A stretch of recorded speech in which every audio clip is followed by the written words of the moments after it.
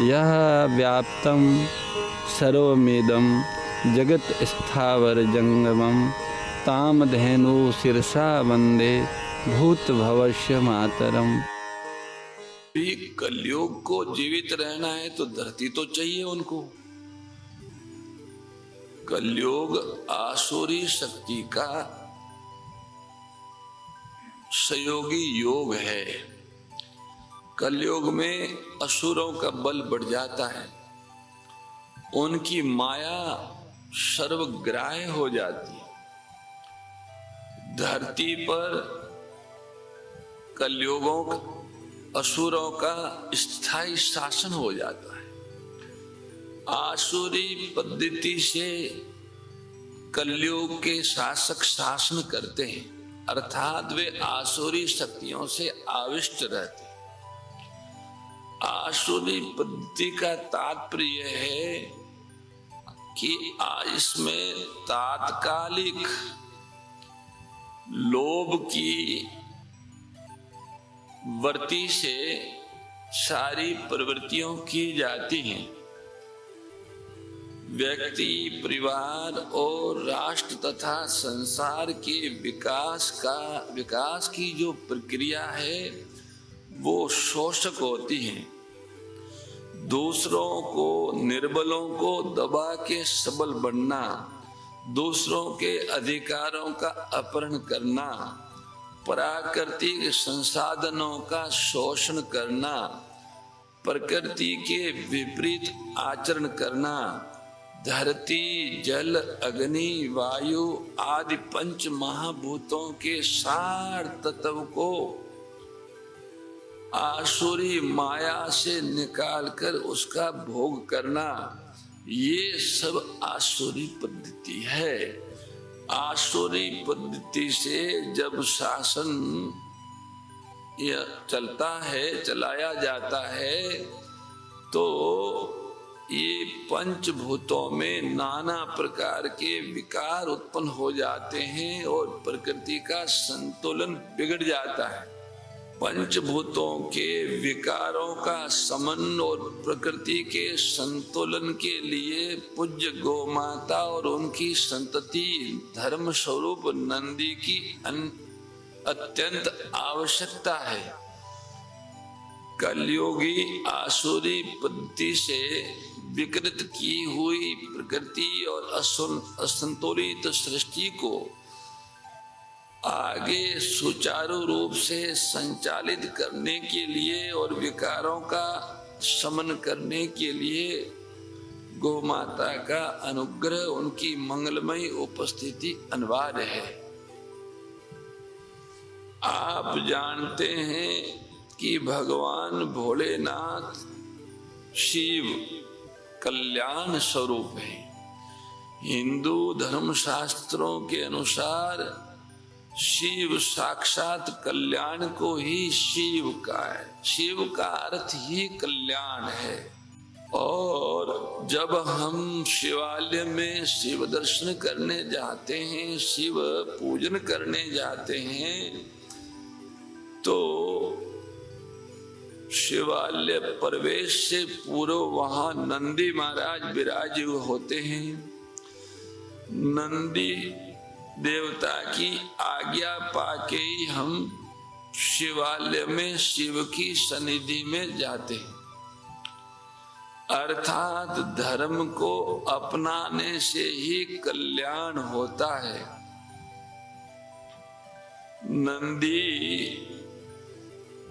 नंदी का आदर करने से, उनकी सेवा करने से ही सृष्टि का या मानव जाति का कल्याण होगा। श्रावण माह में भगवान शिव की आराधना के लिए हमारे देश में लाखों श्रद्धालु विभिन्न तीर्थ स्थलों से कावड़ के रूप में जल को ले जाके भिन्न भिन्न ज्योतिष लिंगों पर शिव जी के धामों में अभिषेक करते हैं। आप जानते हैं, आपको पता ही होगा कि इस समय सड़कों पर सभी जगह इस तरह के शिव भक्तों का बड़ा समूह देखने को मिलता है श्रावण महीने में।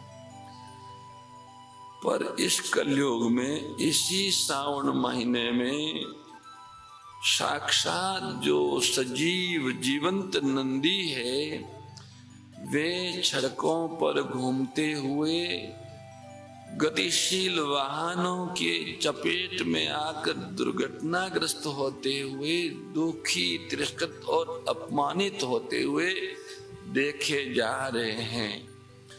नंदी का इस तरह से अपमान, तिरस्कार, पीड़ा क्या भगवान नंदीश्वर सहन करेंगे?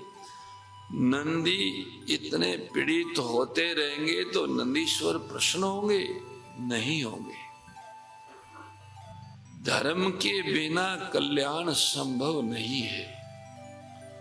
अगर हमारा समाज और हमारा देश नंदी की उपेक्षा करेगा, वेद लक्षणा गो नंदी का तिरस्कार करेगा, तो वह अपना भला नहीं कर सकता, अपना विकास नहीं कर सकता, अपना उत्थान नहीं कर सकता, अपना कल्याण नहीं कर सकता। आप कहेंगे कि नंदी के सुख पूर्वक रहने से समाज और राष्ट्र के कल्याण का क्या संबंध है?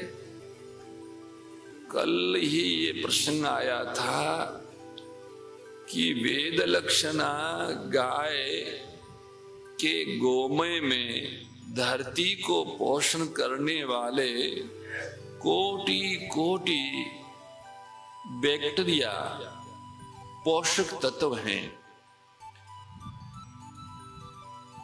हमारे भारतवर्ष के प्रांत के राज्यपाल ने गत वर्ष ये सारी चीजें तथ्यात्मक और विश्लेषणात्मक रूप से प्रस्तुत की थी। उसमें ये बताया था कि धरती को जिस भोजन की आवश्यकता है, जिस भोजन को पाके धरती जीवंत, स्वस्थ और उर्वरा शक्ति से संपन्न रहती है, वह भोज्य पदार्थ भारतीय वेद लक्षणा गौओं से ही प्राप्त हो सकता है। उनके कथना अनुसार, उनके शोध के अनुसार पूज्या गोमाता के 1 ग्राम गोबर में 300 करोड़ बैक्टीरिया है जो धरती को पुष्टि देते हैं। और सड़कों पर घूमने वाले नंदी देवता के गोमय में 500 करोड़ बैक्टीरिया है। अर्थात मादा से भी नर का गोमय धरती को जीवन देने में अधिक शक्तिशाली और प्रभावी है। धरती जीवित रहने से ही धरती वासियों का भला होगा। धरती निरोग रहेगी, सात्विक उर्वरा शक्ति से संपन्न रहेगी, तो प्रकृति का भी संवर्धन होगा, पर्यावरण भी शुद्ध होगा और धरती से उत्पन्न अन्न, फल, सब्जियों, मसाले, दालें आदि का आहार ग्रहण करके देशवासी भी निरोग रहेंगे।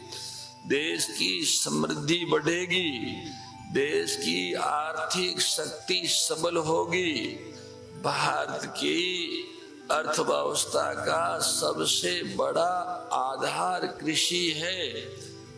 प्राचीन काल में भी और वर्तमान में भी अगर जल का अभाव होता है तो कृषि उत्पाद कम हो जाते हैं और भारत की अर्थव्यवस्था नीचे आ जाती है।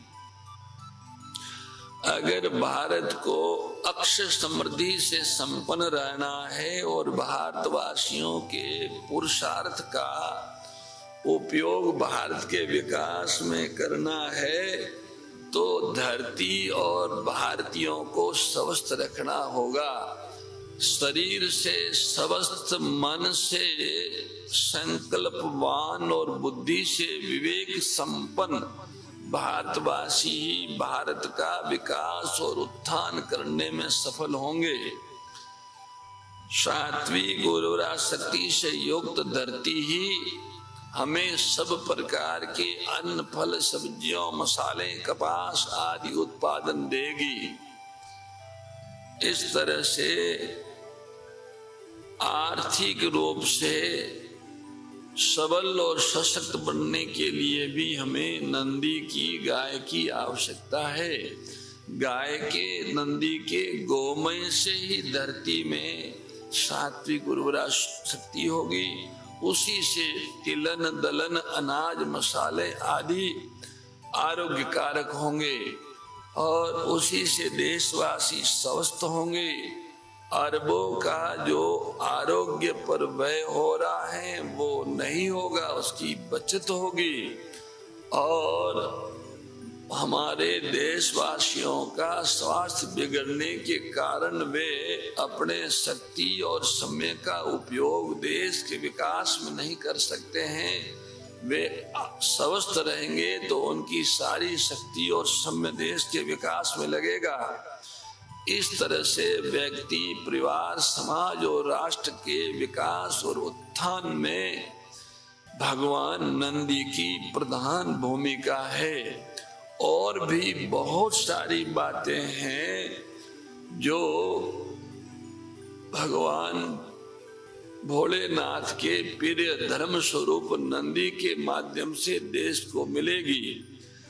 मोर मुकुट बंसी वाले की जय, गौ माता की जय। हे मेरे नाथ, आप अपनी सुधामयी, सर्व समृद्ध, पतित पावनी, अहेतु की कृपा से